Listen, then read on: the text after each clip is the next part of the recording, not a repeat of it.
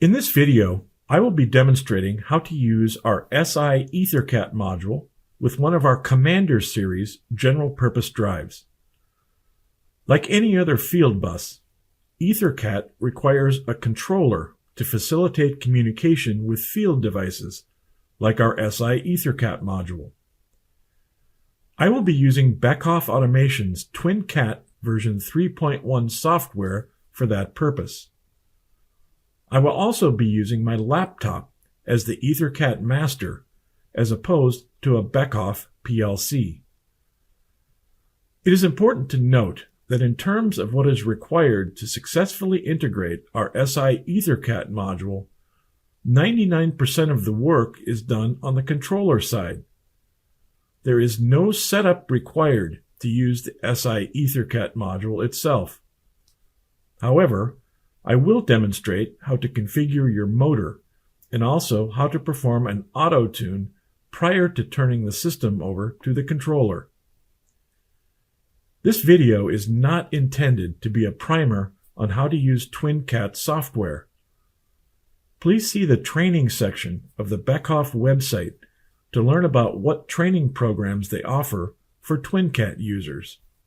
Prior to looking at the steps required to integrate our SI Ethercat module, it is important that you have a basic understanding of some of the terminology commonly associated with using the Ethercat field bus.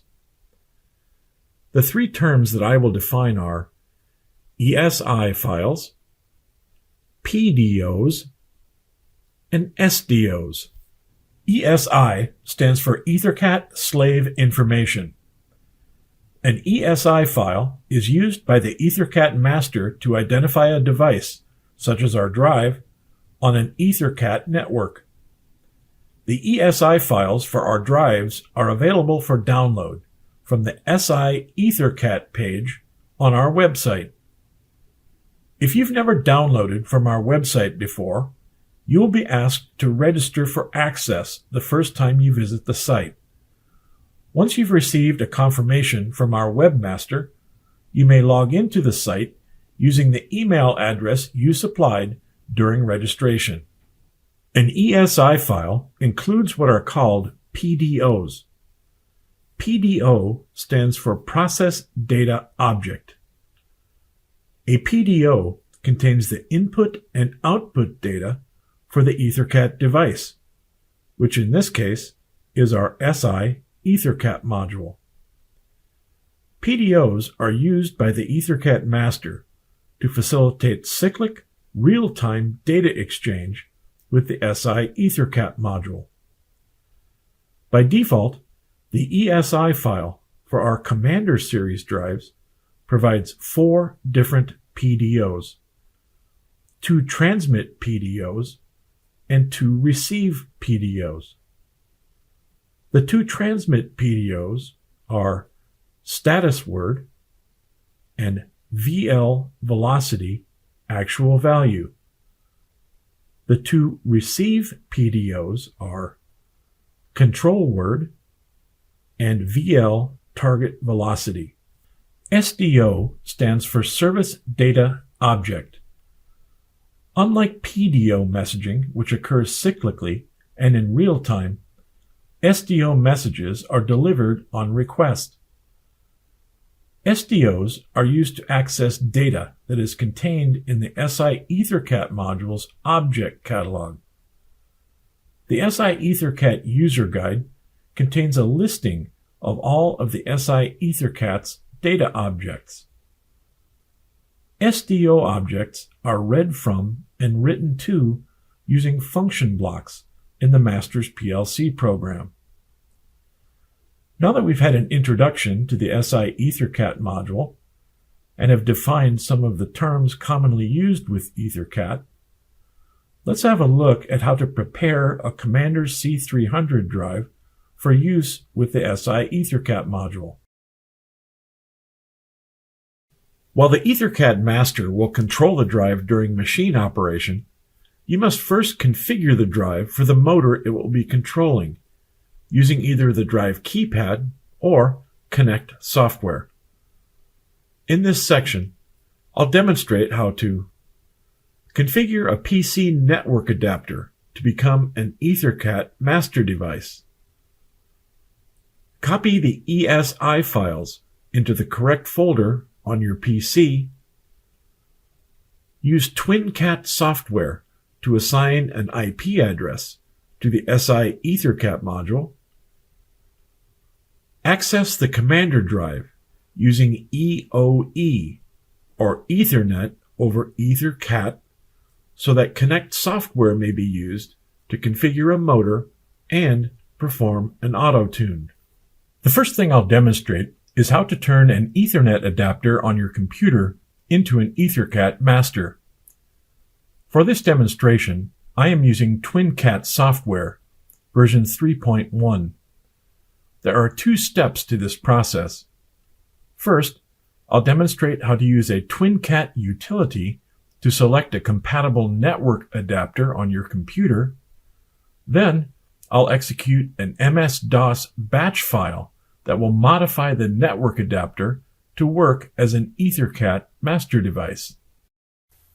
I'm going to demonstrate how to use TwinCat to configure the Ethernet adapter on my computer to serve as an Ethercat master device. So as you can see, I have TwinCat software open. So I'll begin with a new TwinCat project. I'm going to call this project SI Ethercat Quick Start. And then I'll click OK. So TwinCat will begin developing the framework for my application. And there it is over here in the Solution Explorer. Now at this point, I've already used this software to configure my Ethernet adapter, but I'll walk you through the steps anyway so you can see what to do if you've not done this. So to start, I'll come up to TwinCat. Then I'm going to show real-time Ethernet compatible devices. Yes. And here they are. Now, installed and ready to go. I've already done this on my adapter, so there's my adapter. But what you'll see is under compatible devices, you'll see your ports which are compatible. So you would select the port you'd like to use and click Install, and it will appear as you see here, like mine did, under Installed and Ready to Use Devices. So once that's done, the next step is to run a batch file that's going to modify the properties of the port to suit TwinCat. So to do that, I'm going to open up Windows File Explorer here, and I'm going to navigate to my C drive, and there's the TwinCat folder,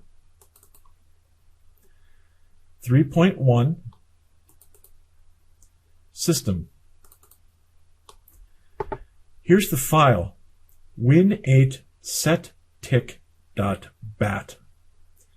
For best results, this needs to be run as an administrator. So I'm going to right-click and choose Run as Administrator. Yes. And maybe you saw the DOS prompt fly by there, but that's all there is to it. So at this point, my computer's Ethernet adapter is now prepared to be used as an Ethercat master. As I mentioned earlier, ESI files are used by the Ethercat master device to learn what the capabilities of an Ethercat slave device, such as our Commander series drives, are capable of. It is important that you download and then extract these files into the correct TwinCat folder prior to scanning for drives. The folder where these files must be extracted to is C TwinCat 3.1 config IO Ethercat. Watch now as I extract these files. I'm going to demonstrate how to extract the ESI files now. So, as you can see, I've visited our website and I've downloaded the files, and they're in a folder on my desktop. So I'll begin by double-clicking And here they are. What I'd like to point out is, while I'm using Beckhoff TwinCat for this project, those of you who are using an Omron PLC are going to want the files here in this folder. So I'm going to extract these now, and I'll just click on the extract. Then I'm going to navigate to the folder that I'd like to extract them to, and that is C, TwinCat, 3.1, config, IO, and then Ethercat right there. So I'll click OK. OK. And now let's go and make sure that they copied to the correct spot. So C, TwinCat, 3.1, config, IO, Ethercat. Okay, well I can see already there's the Unidrive M folder and there's Omron, which is not going to be useful for the Beckhoff software, but there it is. And then if I move down, good, here they are. There's the C300 file that I'm going to use.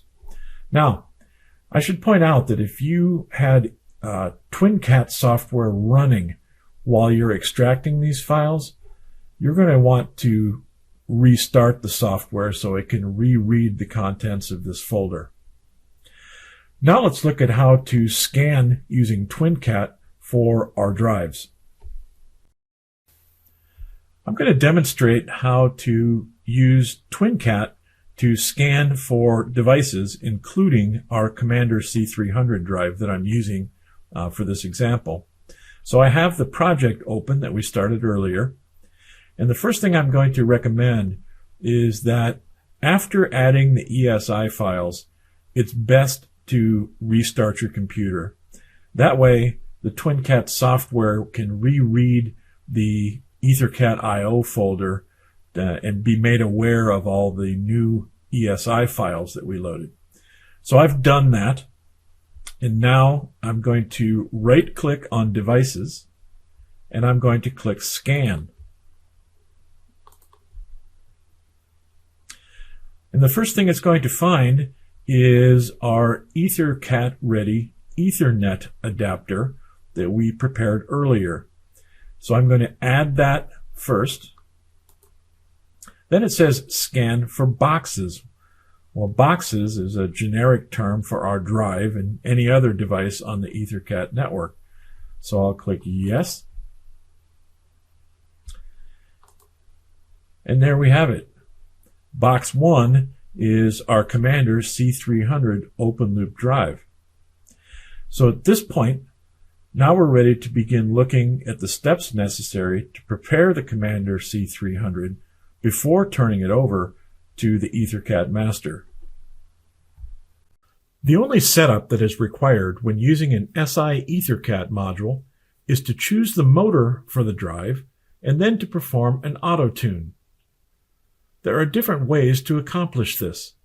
You may use a CT USB serial cable and an AI 485 communication adapter along with Connect software to prepare the drive. You may purchase an SI Ethernet module and use Ethernet and Connect software to prepare the drive. You may use the drive keypad if you are familiar with our menus and parameters.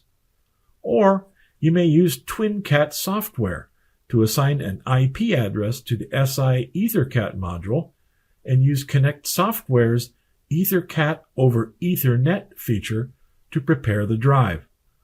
This is the method that I will be demonstrating in the video that follows. Ethernet over Ethercat is one of the features of the Ethercat field bus. This feature is used to permit Ethernet communication to a field device while not interrupting Ethercat communications.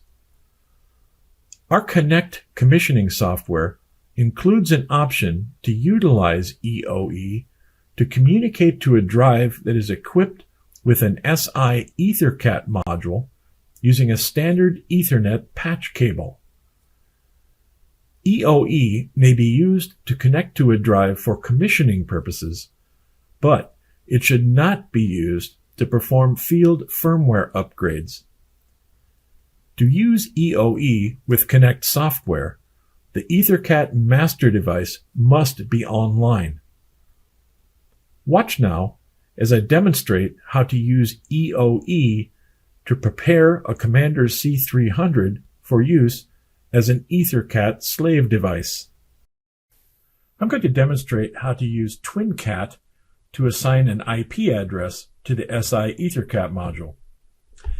So I have my project open, and what I'm going to do to begin is I'm going to double-click on the Commander C300, and there is an Ethercat tab that I have open,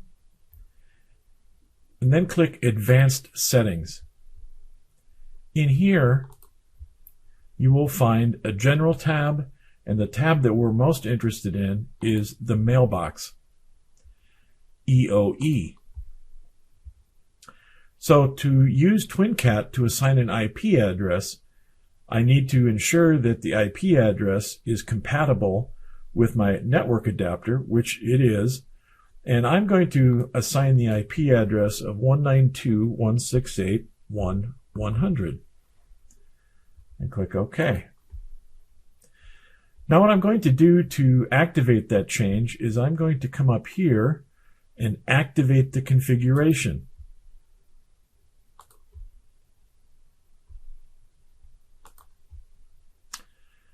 And restart in run mode.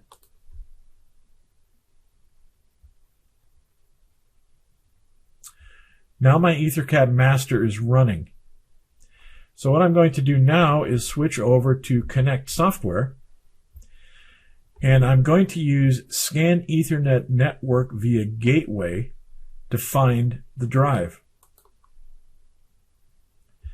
Now what I'm going to do is I'm going to scan a local network. I could choose this option. This is a good option, by the way, if your company has restrictive firewall settings. So I'm just going to have it scan this one, and I'll click Apply.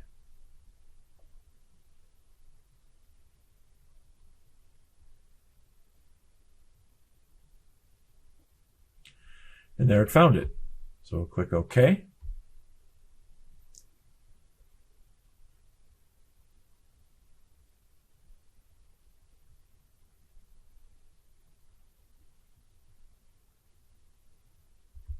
And here we are.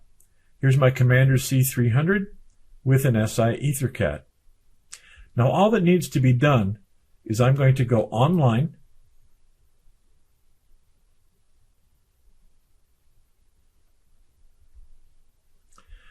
then I'm going to open the Setup tools, and I'm going to configure my motor. So if I knew the model number for my motor, I could search for it here, but I'm going to display manual configuration instead. So I'm working with a Commander C300, so I'm going to be using asynchronous or induction motors, and I don't want to change the mode, so I'll click Continue using Open Loop. And now what I'm going to do is I am going to manually enter my motor data. So in this case, I have a very small motor. So 0.67 is all the current that this motor can handle. The rated speed is 1710. It is a 230 volt motor, and the power factor is 0.6. Now, it's very important at this point that you click Send to Drive. Even though we're online, I need to send this updated data down to the drive. So I'll do that. When the button grays out, that means the data has changed.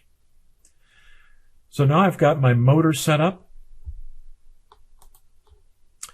And then the next thing I need to do is to perform an auto tune. Now, you have your choice, stationary or rotating. Rotating is by far the best option, but to use this, the motor must be completely unloaded. And it takes about 35 to 40 seconds for it to complete this rotating auto tune. For the sake of time, I'm just going to use stationary in my example today. So I'll click Next. This screen would warn me of any problems that might be present on the drive. There are none. So I'll click Next. And now I'm going to start the auto tune by closing my safe torque off, which I just did. So the auto tune is in progress.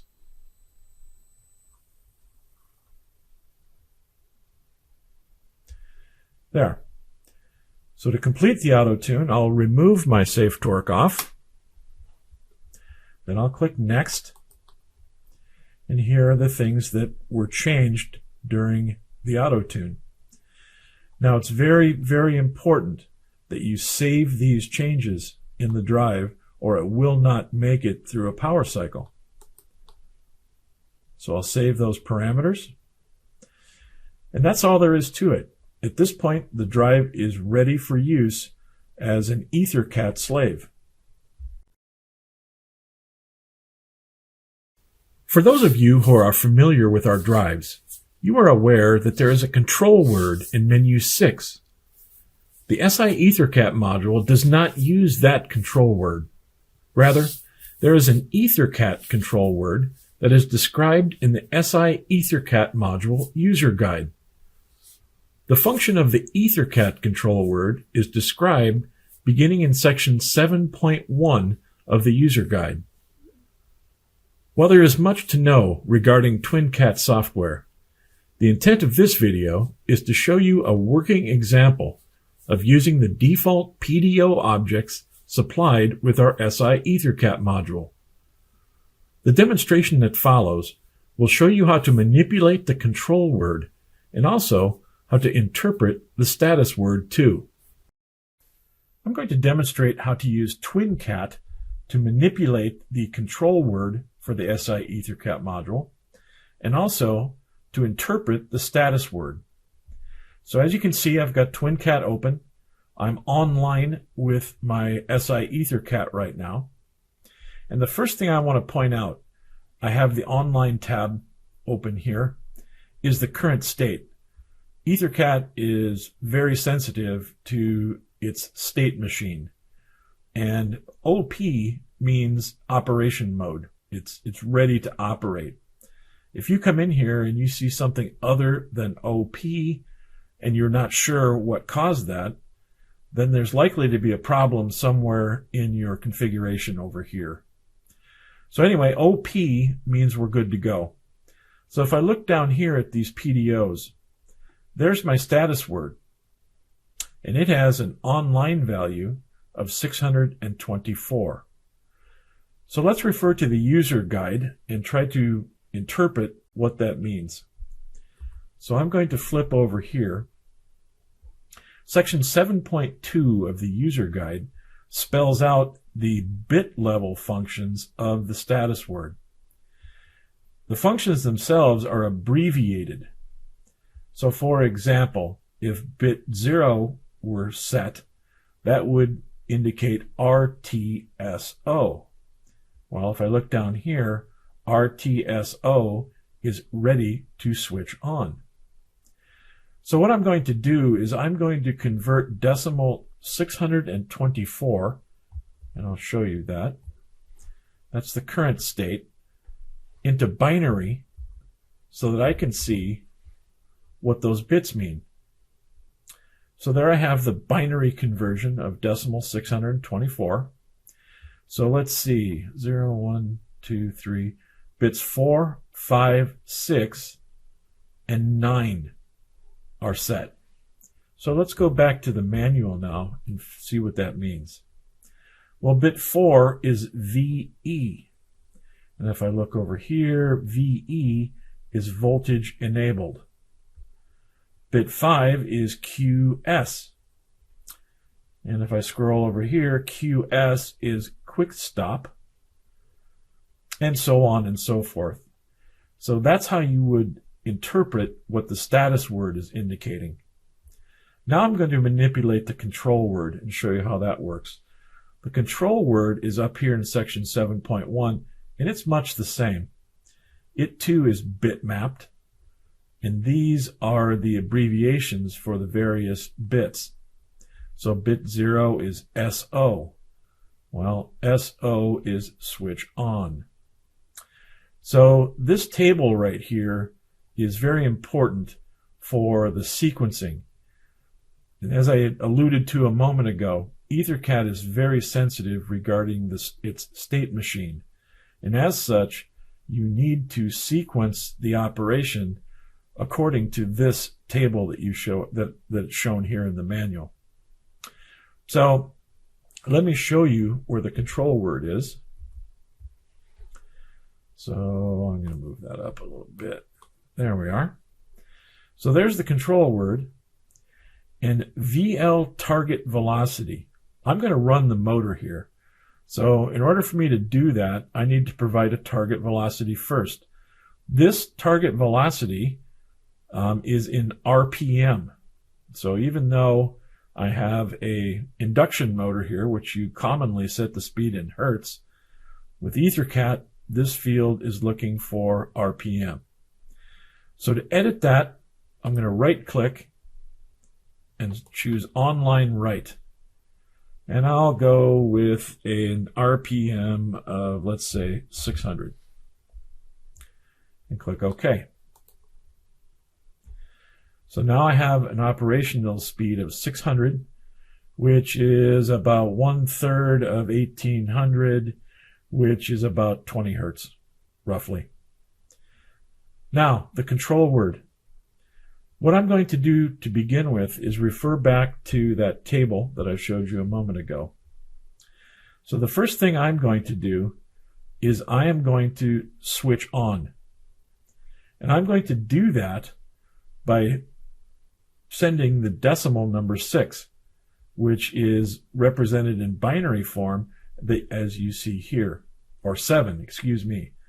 So actually, let me start with shutdown. I'll start with shutdown first. I'll send a binary 6. Then we'll go to switch on, which is 7. So let's look at that. So to begin with, the control word, Online Write, I'm going to send 6.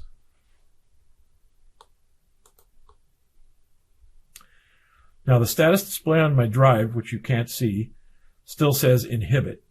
I have the safe torque off closed, but now when I send 7, switch on, that should change to ready.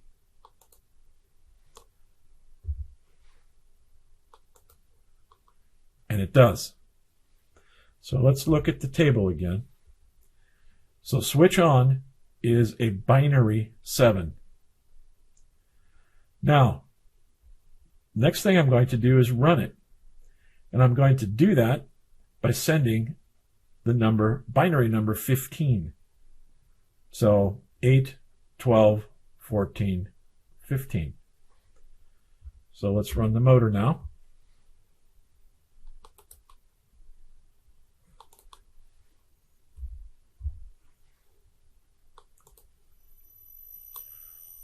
And I don't know if you can hear that or not, but there's my motor, and the speed feedback is 20 hertz. So that's using the control word in Ethercat. And the status word is 567. So again, to interpret what that means, you'd convert that to binary and then refer to the table in the book. The SI Ethercat module provides a standards-compliant solution for controlling a Commander Series drive using the Ethercat field bus. Some things to remember are: Ethercat requires ESI files. These files are available for download from our website. ESI files must be extracted into the correct folder to enable the master to locate our drives and modules. While the vast majority of the setup is done in the PLC, you must begin by using either the drive keypad or our Connect software to set up the motor that the drive will be controlling. Use the default PDOs that are provided with the SI Ethercat module to verify that your Ethercat PLC is configured correctly and communicating,